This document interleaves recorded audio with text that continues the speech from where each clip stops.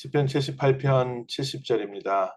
또 그의 종 다윗을 택하시되 양의 우리에서 취하시며 양 젖을 지키는 중에서 그들을 이끌어내사 그의 백성인 야곱 그의 소유인 이스라엘을 기르게 하셨더니 이에 그가 그들을 자기 마음의 완전함으로 기르고 그의 손의 능숙함으로 그들을 지도하였도다. 아멘. 하나님께서는 하나님의 백성을 이끌 렘넌트 지도자를 세우셔서 하나님의 뜻을 이루셨습니다. 그래서 마태복음 1장 1절에 보면 아브라함과 다윗의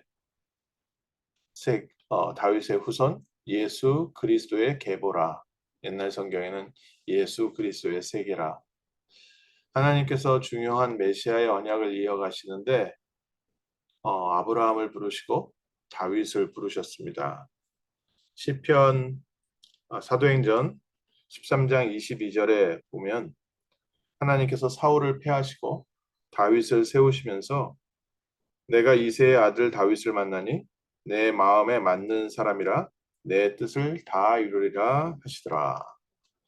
하나님께서 다윗을 만나서 다윗을 통하여 내 뜻을 다 이루리라 하셨는데 13장 23절에 하나님이 약속하신 대로 이 사람의 후손에서 이스라엘을 위하여 구주를 세우셨으니 곧 예수라. 하나님의 뜻이 무엇인지 오늘 성경에서 다시 한번 말해주고 있습니다.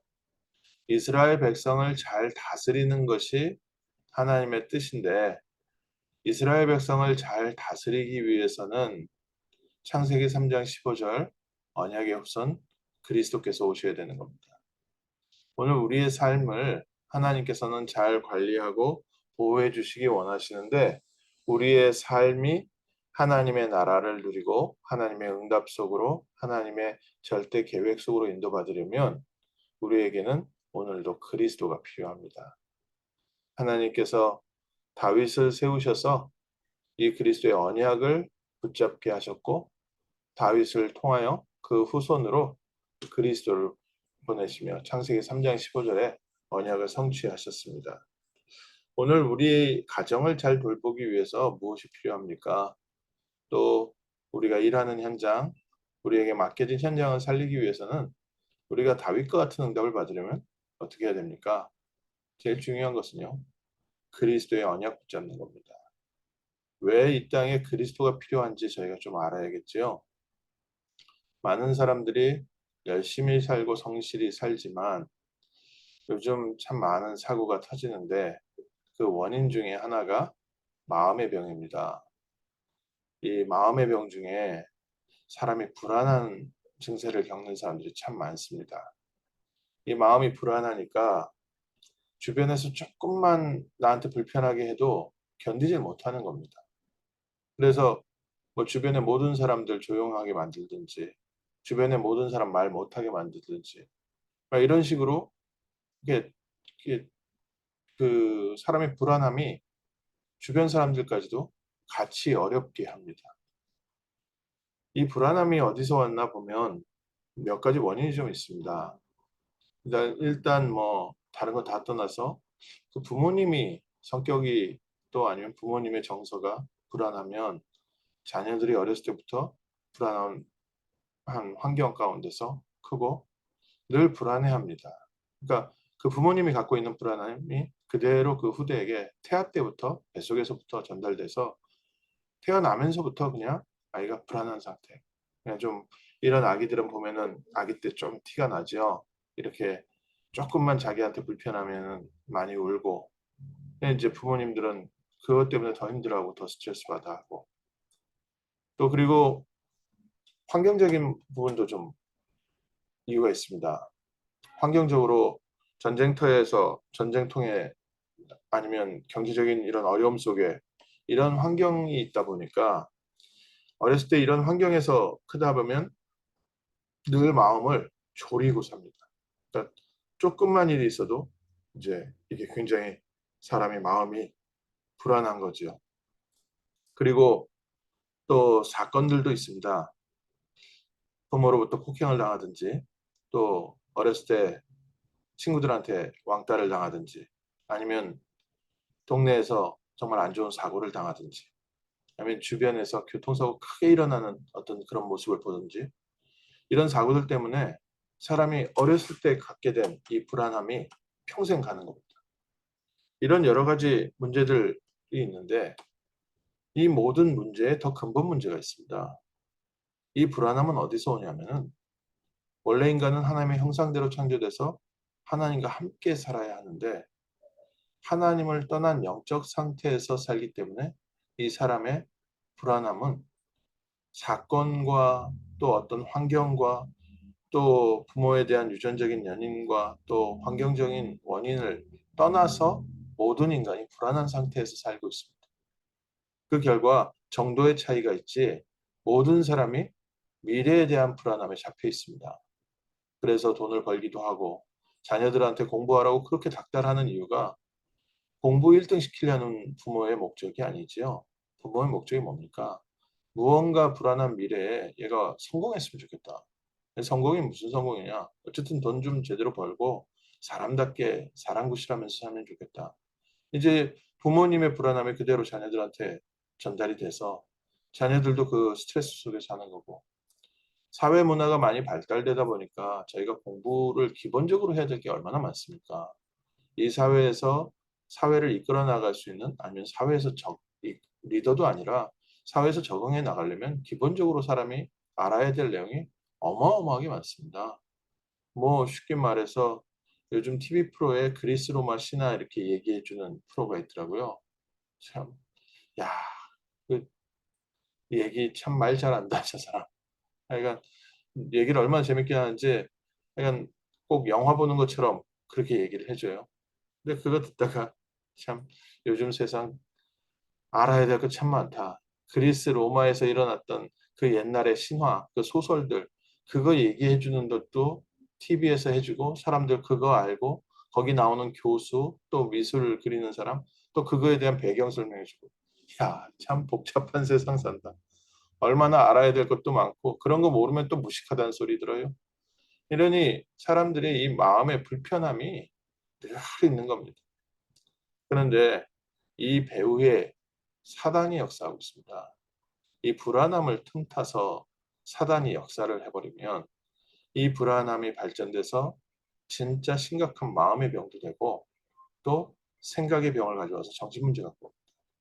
마음이 불안한 상태이기 때문에 성격적으로 좀 조용한 사람은 이 불안함을 갖고 있다가 혼자 정말 이렇게 자살까지 가기도 하고요.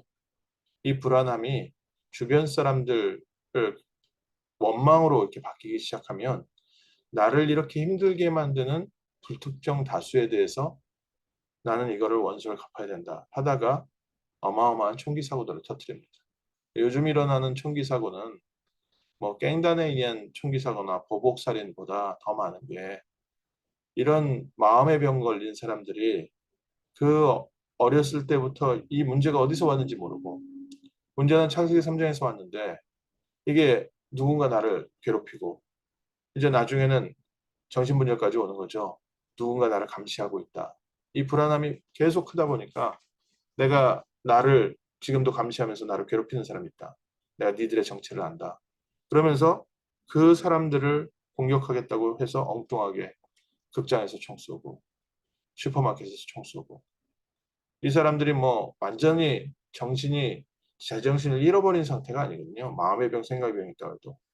그러니까 본인이 상대에서 이길 수 있을 만한 상대는 좀 약한 사람들, 여자를 공격하기도 하고, 또 아이들 있는 학교에 가가지고 총을 쏘기도 하고, 지금 어마어마한 이 시대에 문제들이 일어나는 원인이 다 이 부분입니다. 하나님을 떠나 있는 마음의 상태, 하나님을 떠나 있는 정서적 상태. 여기서 불평등하다, 누군가 나에게 unfair하게 대했다, 이거 가지고 미움을 가지고도 하고요. 그래, 이걸 주변에서 누가 이해해 줄 수 있나요? 이해하기 어렵죠. 왜냐하면 어른들이 이제 보통 하는 얘기 뭡니까? 세상이 원래 그렇다. 다 그렇고 그렇게 다 살지. 더 힘든 세상을 겪었었던 어른들 같은 경우에는 그 부분을 당연히 생각을 해야 되는데, 우리가 지금 이거를 이해를 못하고 뭐 아이들한테 닥달을 한다든지 그 힘들게 하는 사람한테 너 이거 고쳐라 저거 고쳐라 하는데 이게 이제 일단 사단이 그 마음을 붙잡고 있으면요. 가정을 굉장히 어려운 환경 가운데로 끌어넣고 가정의 경제 문제를 갖고 오고 가정의 환경 문제를 갖고 오고 사람이 갖고 있는 이 정서적 불안함을 주변에서 이해를 못하는 거죠. 어느 목사님 같은 경우에는 어렸을 때부터 이제 좀 교육자 집안에 좋은 집안인데 이 아이가 이렇게 마음에 늘 불안해하고 정착을 못하니까 이제 무당들, 비싼 무당들 불러가지고 구술하기도 하고. 근데 그게 되는 것 같은데 결국에는 더 정신혼란스럽게 만들고 주변 사람들에게 저애 이상하다, 오히려 더 손가락질하게 만들고 이런 사단은요 점점 그렇게 해서 그 집안이 결국 가세가 기울게 되고 어렵게 되고 결국 사단은 조용히 파고 들어와서 우리의 개인과 가정의 삶을 무너뜨리는 데 목적이 있고 그리고 결국 지옥까지 끌고 가는데 사단의 이유가 있습니다. 오늘 우리가 어떻게 이런 마음의 병 걸려 있는 사람들을 도울 수 있겠습니까? 또 이 부분은 우리도 다 갖고 있는 부분이거든요. 우리도 크게 작게 미래에 대한 걱정, 지금 내 환경이 내가 생각하는 대로, 내가 예측하는 대로 되지 않았을 때 느껴지는 이 불안함. 그래서 컨트롤 프리익이라고 해서 좀 모든 상황을 통제하려고 하는 분들이 보면 완벽주의도 있지만 굉장히 불안해하는 사람들이 많습니다. 내가 원하는 대로 되지 않으면 굉장히 불안해서 견디지 못하는 거예요. 그러니까 모든 일을 통제하려고 하고 주변의 모든 사람의 행동을 통제하려고 하고 그러니까 내가 지금 불편한 상태이기 때문에 정리 안 돼 있는 상태도 보지 못하는 거고 정리 안 돼 있는 환경들 이 안에서 굉장히 불안함을 느낍니다. 하나님은 우리에게 분명한 답을 주셨습니다. 다윗은 도망자 신세로 쫓겨다니면서 정말 누구보다도 힘들고 불안한 환경 가운데 시편 23편을 썼습니다. 여호와는 나의 목자시기 때문에 내가 부족함이 없으리로다. 실제로 불안한 환경이 어느 정도 불안한 환경입니까? 사울 왕이 죽이러 쫓아다녔거든요. 그러니까 이거보다 진짜 불안한 상황이 없는데 오늘 죽을지 내일 죽을지 모르는 일입니다. 밤에 잠도 깊이 못 잡니다. 갑자기 밤에 기습 들어오면 어떡합니까? 아무리 주변에서 자기를 보호하고 있다고 해도 옆에다 칼 놓고 자야 되는 겁니다. 믿을 사람도 하나도 없습니다. 음식도 마음대로 못 먹습니다. 사울 왕이 사주한 어떤 사람이 첩자가 들어와서 자기 음식에 독을 탔는지 안 탔는지 모르는 거거든요. 왕들이 다 이런 불안한 가운데 살고 있기 때문에 왕들이 전부 다 좀 이상한 정신문제 있는 사건들을 터뜨리는 이유 중에 하나가 왕들이 다 이런 상태에서 살고 있어요. 자기를 없애려는 사람들이 많아서 조선시대의 왕들 중에도 얼마나 많은 해괴한 짓을 한 사람들이 많습니까? 누군가 나를 지금 죽이고 왕이 되려고 한다. 그러니까 자기 동생들, 자기 주변의 형제들 다 죽여버리는 거죠. 조금이라도 불안한 요소 있으면 다 없애버리는 겁니다. 그런데 다윗은 그런 죽음의 위기 속에서 내가 사망의 음침한 골짜기를 다닐지라도 정말 죽음 속에서 하루하루를 지내고 있는데 그렇게 7년, 그렇게 한 10여 년 보냈거든요. 10여 년을 보냈는데 내가 부족함이 없고 주의 지팡이와 막대가 나를 보호하시고 인도하신다. 오늘 저희에게 이 언약만 있으면 승리합니다. 여호와께서 나의 목자가 되셔서 지금 나와 함께 하시고 나를 보호하시고 인도하고 계시다. 다윗이 누린 해답입니다. 그 누구도 완전한 보호는 없습니다. 다윗이 자기에게 주신 응답과 자기의 모든 대적들이 하나님의 손에 완전히 무너진 이후에 뭐라고 고백했습니까? 여호와는 나의 산성이시고 나의 반석이시고 나의 피할 바위이시고 나를 지금도 보호하시는 방패이십니다. 하나님께서 함께 하시면서 우리의 삶을 책임지시고 인도하신다.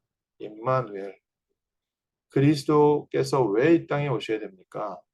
모든 사람들이 하나님을 떠나서 하나님의 보호와 인도하심 없이 불안한 가운데 어려움 가운데 살고 있는데 하나님은 이 땅에 그리스도를 보내셔서 우리의 삶에 지금 다시 함께하고 계십니다. 오늘 그리스도를 믿는 우리에게 주의 성령께서 함께 하시면서 우리의 삶을 인도하고 계십니다. 그래서 오늘 우리가 먼저 이 응답부터 누리시면 됩니다. 주변의 모든 사람들이 뭐 이렇다 저렇다 네가 이래서 저렇다 저게 저래서 그렇다 다 좋은 말이지만 오늘 우리가 그리스도의 은혜를 누리고 임마누엘의 축복 속에 있으면 그 어떤 것도 이유가 되지 않습니다. 그게 하나님 나라의 축복입니다. 초대교회를 아무리 유대인들이 일어나서 핍박하고 헬라인들이 핍박하고 로마 정치가 핍박을 하는데 초대교회를 막을 수 없었습니다. 그들의 찬양을 막을 수가 없었습니다.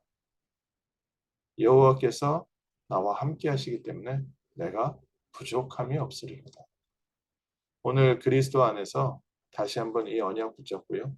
영적 서밋의 축복 누리십시오. 그 영적인 힘을 얻고 나니까 다윗에게 있는 작은 기능들이 골리앗을 이기는 데 쓰임받게 되고요. 하나님께서는 실력이 부족한 다윗을 어려운 도망자 시절 가운데 왕 될 수 있는 실력을 갖추게 하는 과정을 겪게 하시고 인턴십 아닙니까? 하나님이 왕이 돼서도 왕보다 더 중요한 게 뭡니까? 다윗을 왕으로 세우신 하나님의 목적은 하나님의 예배, 그리스도의 언약, 성전 짓게 하시니. 다윗은요 끝까지 하나님이 자기를 부르신 또 자기를 통해서 이루실 하나님의 절대 계획에서 벗어나지 않고 계속 그 길을 달렸습니다. 인간이다 보니까 실수도 했습니다. 근데 그 실수마저도 하나님께서 축복으로 바꿔놓으셨어요. 바세바의 아내를 취해서 얼마나 다윗이 하나님 앞에 큰 범죄를 했습니까? 또 지금까지 다윗을 믿었던 모든 사람들을 완전 배신한 거죠. 다윗에게 목숨 바쳐서 함께 전쟁터에 왔었던 수많은 장수들이 있지 않습니까? 유대인들뿐만 아니라 그 주변 나라에서 다윗의 저 왕을 제대로 된 주인을 만났다 해서 수많은 장수들이 모였습니다. 그런데 그 중에 가장 충성된 장사 중에 한 사람인 바세바를 아, 그 장수를 죽이고 그 아내를 취했다. 주변의 모든 사람들이요 시험 들어서 떠날 만하지요.